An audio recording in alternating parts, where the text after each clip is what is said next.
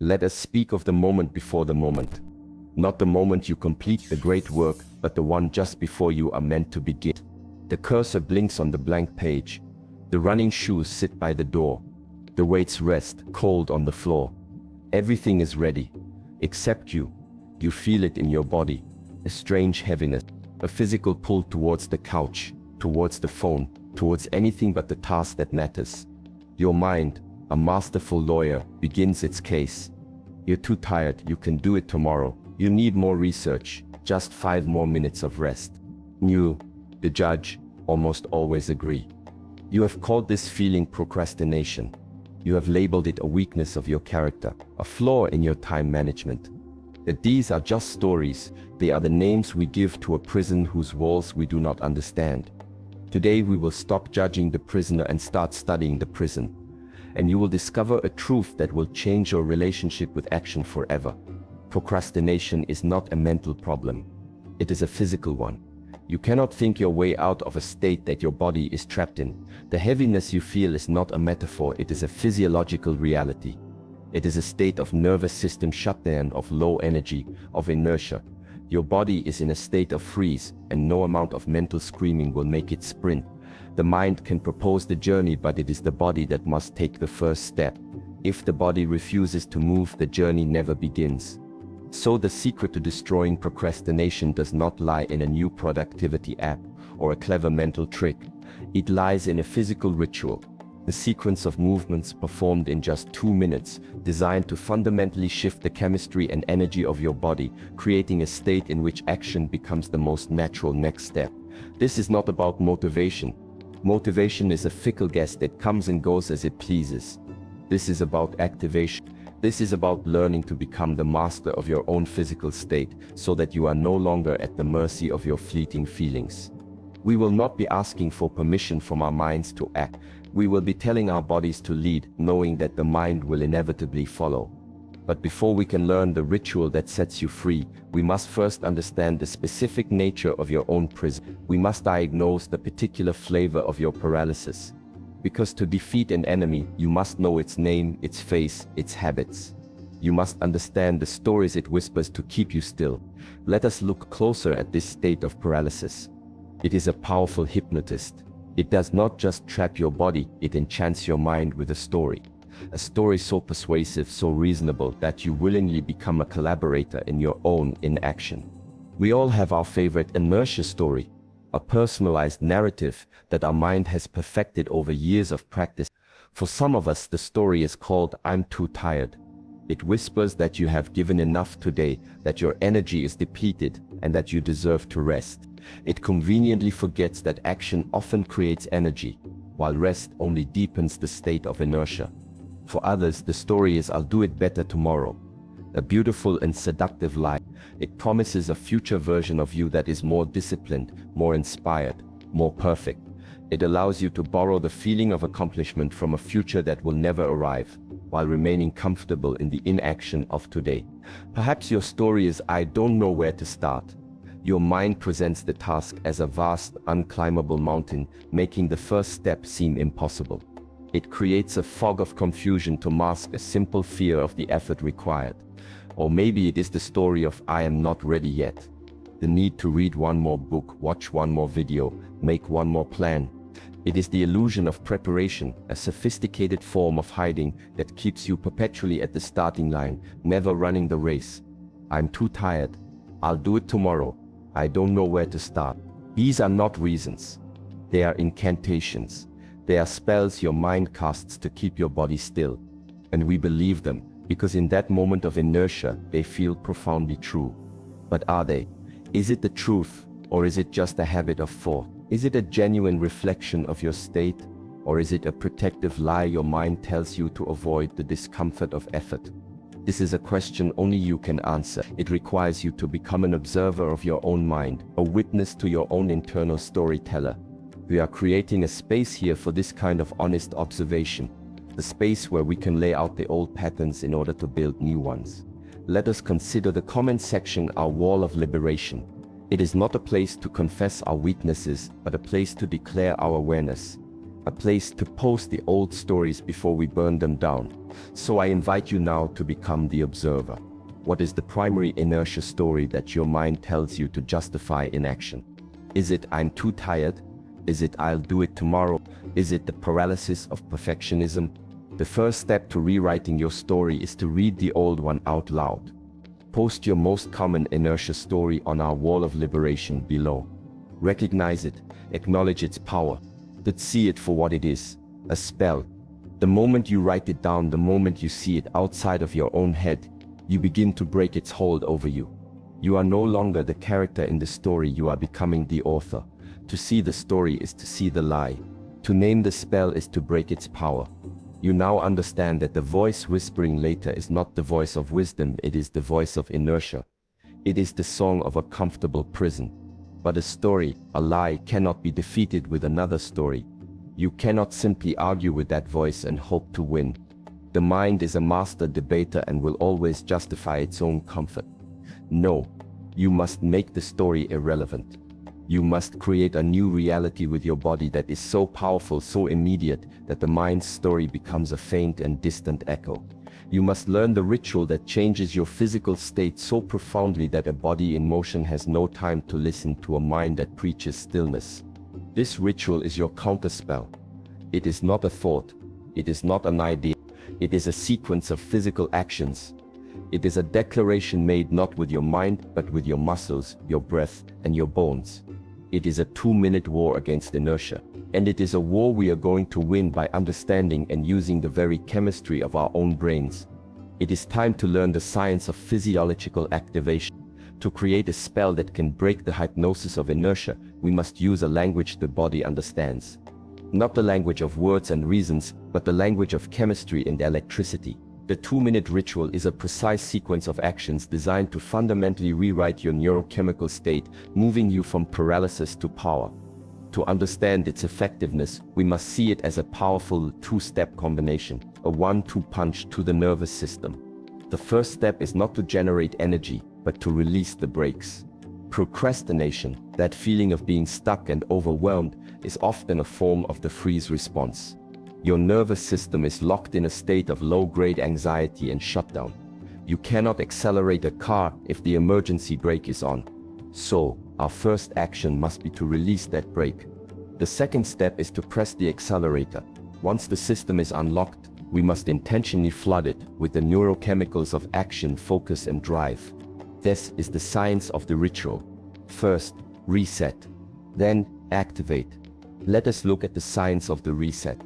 The work of neuroscientists at institutions like Stanford University, particularly popularized by Dr. Andrew Huberman, has identified the fastest, most powerful way to consciously calm your own nervous system. It is a specific breathing pattern you were born with, which you do automatically in sleep or just before crying. It is called the physiological sigh. Here is how it works. You take 2 sharp inhales through your nose. The first, the full breath, and the second, smaller one right after, to maximally inflate the tiny air sacs in your lungs, called alveoli. This is followed by a long, complete exhale through your mouth. This specific pattern of breathing has a direct and immediate effect on your physiology. The double inhale pops open the alveoli, allowing for the most efficient possible offloading of carbon dioxide during the long exhale. High levels of carbon dioxide in the bloodstream are a primary trigger for the body's stress response. By expelling it so efficiently, you are sending a powerful signal directly to your brainstem, the most ancient part of your brain that says the danger has passed, you are safe, stand down. This is the physiological emergency brake release. It is the fastest known way to voluntarily bring your nervous system out of a state of anxiety or freeze. This is the first part of our ritual, the reset. But calm is not enough. We are not seeking tranquility, we are seeking action. Once the brake is released, we must activate. This is the second punch, the science of activation. Tweak.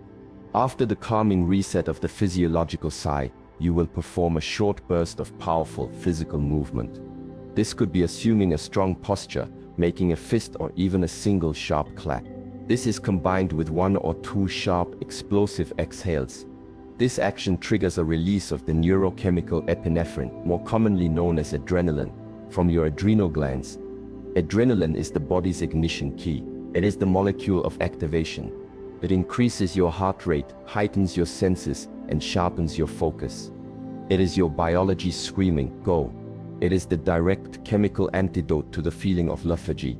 Simultaneously, this act of forward-moving, intentional action sends a signal to your brain's reward pathways, priming the release of dopamine. And as we know, dopamine is the molecule of motivation and pursuit. It is the neurochemical engine that drives you towards a goal. Do you see the elegant power of this sequence? You begin in a state of paralysis, the freeze response. You use the physiological side to release the brake, calming the anxiety that keeps you stuck. Then immediately after, you use a powerful movement to hit the accelerator, flooding your system with the adrenaline and dopamine required for action.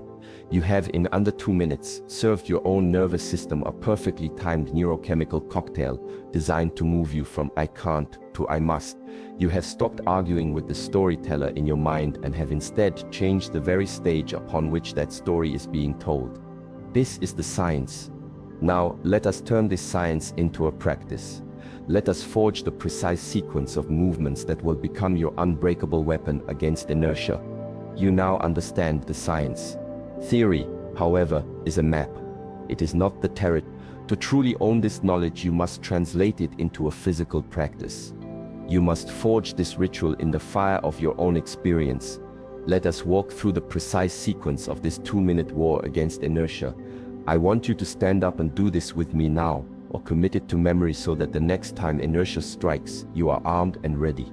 The 2 minutes begin the moment you recognize the storyteller's voice, the moment you feel the physical pull of procrastination. For first 30 seconds, the reset. Your first action is to release the emergency brake on your nervous system. You will perform 2 perfectly executed physiological sighs. Stand or sit with your spine straight. Through your nose, take a full deep inhale. Then, at the very top of that breath, take another short, sharp inhale to pack your lungs completely. Then, a long, slow, complete exhale through your mouth, releasing every bit of air. Let the exhale be a sound of release. Do it again. A double inhale through the nose. A long, full exhale through the mouth. In these 30 seconds, you have manually taken your brain out of its state of freeze and anxiety. You have cleared the static. You have created a space of calm neutrality. The brake is now off. The next 60 seconds, the activation. From this new state of calm, we immediately ignite the engine. You will shift your posture. Stand tall. Pull your shoulders back. Open your chest. Let your body occupy space with confidence. This is the physical posture of power, and it sends a direct signal to your brain to feel powerful. Now, we will activate the adrenal system.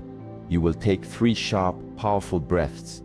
These are not deep breaths, but explosive ones.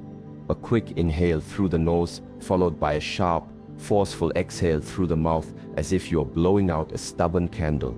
Make a sound with it. Let the exhale be a percussive beat. Fight. With each exhale, you can make a fist, tensing your muscles for a moment. You are, in this minute, flooding your system with the neurochemicals of readiness. You are waking your body up, telling it that the time for rest is over, so time for action is now. The final 30 seconds. The declaration.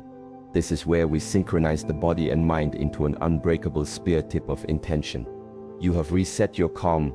You have activated your energy. Now, you give that energy a direction. You will choose one single decisive physical movement. It could be a loud clap of your hands in front of you. It could be a firm stomp of your foot on the ground. It could be a powerful fist pump. And at the exact same moment you perform this action, you will speak a command out loud. T-break, the command is, I act it now. You must say it. You must let the vibration of your own voice instruct your body. This act of synchronizing a physical motion with a verbal command creates a powerful moment of neurological coherence. It leaves no room for debate. The decision has been made. That is the ritual. 2 minutes. Reset. 2 minutes. Reset. Reset. Activate. Declare. You have moved from a state of physiological paralysis to a state of peak physiological readiness. The storyteller in your head that was whispering later has been deafened by the roar of your own biology. And now for the final piece of understanding. This ritual is not just a tool for a single moment, it is a tool for reprogramming your entire life. There is a law in neuroscience called Hebbian's law. It is most often simplified to this: neurons that fire together, wire together. Every time you feel the pull of procrastination and you successfully execute this 2-minute ritual, you are carving a new neural pathway in your brain. You are taking the neurons associated with the beginning of a difficult task and you are firing them at the exact same time as the neurons associated with this powerful, energized command state. You are teaching your brain association over and over. You are showing it. The moment before the work is not a moment of dread, it is a moment of power. The start of the effort is not a moment of paralysis, it is a moment of activation. With enough repetition, this new pathway becomes the default. It becomes a superhighway. The old worn-out path of procrastination begins to grow over with disuse. Eventually, the mere thought of starting a task will become the trigger for this feeling of energy, because you have conditioned it to be so.